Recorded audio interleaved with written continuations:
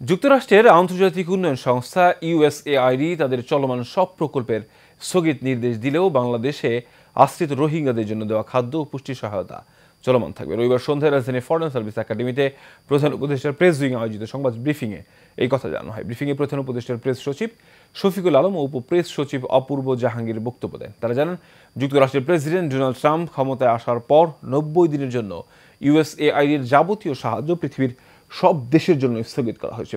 তবে বাংলাদেশের রোহিঙ্গাদের জন্য বরাদ্দ ছিল, তা অব্যাহত থাকবে। এই জন্য যুক্তরাষ্ট্রের প্রেসিডেন্টকে ধন্যবাদ জানিয়েছেন প্রধান উপদেষ্টা। ইউএসএআইডির কার্যক্রম স্থগিতের ফলে কী ধরনের প্রভাব পড়বে এমন এক প্রশ্নের জবাবে প্রধান উপদেষ্টার প্রেস সচিব শফিকুল আলম বলেন, বাংলাদেশের জন্য একটি বড় কোনো প্রভাব পড়বে না।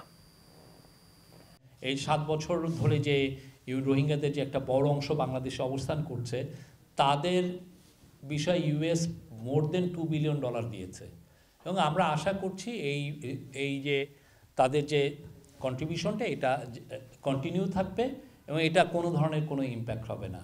আর এটা যেই হলো, এটা ৯০ দিনের কথা বলা হচ্ছে। আর বাংলাদেশের সত্যিকার অর্থে ফরেন এই যে আপনি ডোনেশন এগুলো এমনিতেও অনেক আগে কমে গিয়েছিল। এটা খুব বাংলাদেশের জন্য এটা খুব ম্যাসিভ কোনো ইম্প্যাক্ট করবে না।